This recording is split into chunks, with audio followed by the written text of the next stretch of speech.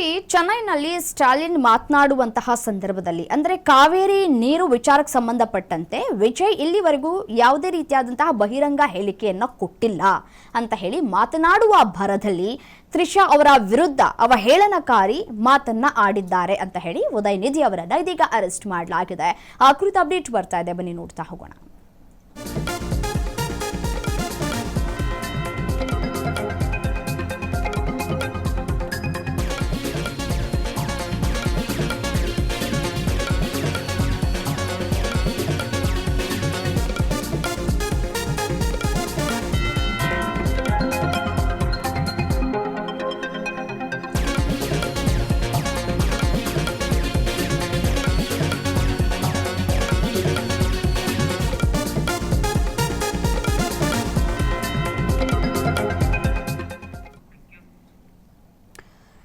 ನೋಡಿ, ತ್ರಿಷಾ ವಿರುದ್ಧ ಅವಹೇಳನಕಾರಿ ಮಾತಿಗೆ ಉದಯನಿಧಿ ಅವರನ್ನ ಅರೆಸ್ಟ್ ಮಾಡಲಾಗಿದೆ. ಉದಯನಿಧಿ ಬಂಧನವನ್ನ ಖಂಡಿಸಿ ಡಿಎಂಕೆ ಕಾರ್ಯಕರ್ತರು ಪ್ರೊಟೆಸ್ಟ್ ಅನ್ನ ನಡೆಸ್ತಾ ಇದ್ದಾರೆ.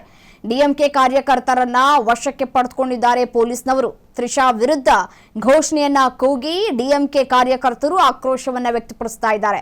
ಚೆನ್ನೈ ಪೊಲೀಸ್ ಕಮಿಷನರ್ಗೆ ಟಿವಿಕೆಯಿಂದ ದೂರನ್ನ ಕೂಡ ನೀಡಲಾಗಿದೆ. ಚೆನ್ನೈನಲ್ಲಿ ಹೈಡ್ರಾಮಾ ನಡೀತಾ ಇದೆ. ಪೊಲೀಸ್ ಮತ್ತೆ ಕಾರ್ಯಕರ್ತರ ನಡುವೆ ವಾಗ್ವಾದ ಕೂಡ ನಡೀತಾ ಇದೆ. ನೋಡಿ, ಉದಯನಿಧಿ ಅವರು ಮಾತನಾಡುವ ಭರದಲ್ಲಿ ತಾನು ಏನು ಮಾತನಾಡ್ತಾ ಇದ್ದೀನಿ ಅಂತ ಹೇಳಿ ಅರಿವಿಲ್ಲದೆ ಏನು ಮಾತನಾಡದಂತೆ ಕಾಣಸಿಗ್ತಾ ಇಲ್ಲ. ಬೇಕು ಅಂತಲೇ ಇಲ್ಲಿ ತ್ರಿಷಾ ಅವರನ್ನ ಎಳೆತರುವಂತಹ ಕೆಲಸಗಳನ್ನ ಕೂಡ ಇಲ್ಲಿ ಮಾಡಿದ್ದಾರೆ ಅನ್ನೋದು ಮೇಲ್ನೋಟಕ್ಕೆ ಕಾಣಸಿಗ್ತಾ ಇದೆ. ನೋಡಿ, ಕಾವೇರಿ ನೀರು ಹಂಚಿಕೆ ವಿಚಾರಕ್ಕೆ ಸಂಬಂಧಪಟ್ಟಂತೆ ರೈತರ ವಿಚಾರವನ್ನ ಮಾತನಾಡಬಹುದಾಗಿತ್ತು. ಕಾವೇರಿ ನೀರಿಲ್ಲ ಅಂತಂದ್ರೆ ನಮಗೆಷ್ಟು ಸಮಸ್ಯೆಗಳಾಗತ್ತೆ ಅಂತ ಹೇಳಿ ಆ ವಿಚಾರವನ್ನ ಅವರು ಇಟ್ಕೊಂಡು ಮಾತನಾಡಬಹುದಾಗಿತ್ತು. ಇದರ ಜೊತೆಗೆ ವಿಜಯ್ ಅವರ ವಿರುದ್ಧ ಅವರು ಹೇಳಿಕೆಯನ್ನ ಕೊಡಬಹುದಾಗಿತ್ತು. ಯಾಕೆ ಮಾತನಾಡ್ತಾ ಇಲ್ಲ? ಸಿಎಂ ಆಗಿ ಇದ್ಕೊಂಡು ತಮಿಳುನಾಡು ವಿಚಾರ, ಅದು ತಮಿಳುನಾಡಿಗೆ ಕಾವೇರಿ ನೀರು ಹಂಚಿಕೆ ಬಂದಂತಹ ವಿಚಾರದಲ್ಲಿ ಎಲ್ಲಾ ಸಿಎಂಗಳು, ಈ ಹಿಂದೆ ಇದ್ದಂತಹ ಎಲ್ಲಾ ಸಿಎಂಗಳು ಯಾವ ರೀತಿಯಾಗಿ ವರ್ತಿಸಿದ್ದಾರೆ ಅದೆಲ್ಲವನ್ನ ಕೂಡ ನೆನಪು ಮಾಡ್ಕೊಳ್ಬಹುದಾಗಿತ್ತು ಅಂತ ಹೇಳಿ ಪ್ರಶ್ನೆಯನ್ನ ಮಾಡಬಹುದಾಗಿತ್ತು. ಯಾಕೆ ಮೌನವನ್ನ ವಹಿಸಿದ್ದೀರಿ ಅಂತ ಹೇಳಿ ವಿಜಯ್ ಅವರನ್ನ ಪ್ರಶ್ನೆ ಮಾಡಬಹುದಾಗಿತ್ತು. ಬಟ್ ಆದ್ರೆ ಮಾತನಾಡುವ ಭರದಲ್ಲಿ ತ್ರಿಷಾ ಅವರ ವಿರುದ್ಧ ಅವಹೇಳನಕಾರಿ ಮಾತುಗಳನ್ನಾಡಿದ್ದಾರೆ. ನೋಡಿ, ಕಾವೇರಿ ನೀರನ್ನ ಹರಿಸದೇ ಇರಬಹುದು, ಮತ್ತೊಂದು ನೀರು ಹರಿಯುವಂತಹ ಸಾಧ್ಯತೆ ಇದೆ ಅಂತ ಹೇಳಿ ಹೆಣ್ಣು ಮಕ್ಕಳ ವಿಚಾರಕ್ಕೆ ಸಂಬಂಧಪಟ್ಟಂತೆ ತೇಜೋವಧೆ ಮಾಡುವಂತಹ ಕೆಲಸವನ್ನ ಇಲ್ಲಿ ಉದಯನಿಧಿ ಅವರು ಮಾಡಿದ್ದಾರೆ. ಸೊ ಹಾಗಾಗಿ ಅವರನ್ನ ಬಂಧನ ಮಾಡಲಾಗಿದೆ. ಈ ಬಂಧನದಿಂದಾಗಿ ಡಿಎಂಕೆ ಕಾರ್ಯಕರ್ತರು ಪ್ರೊಟೆಸ್ಟ್ ಅನ್ನ ಮಾಡ್ತಾ ಇದ್ದಾರೆ, ಪ್ರತಿಭಟನೆಯನ್ನ ಮಾಡ್ತಾ ಇದ್ದಾರೆ.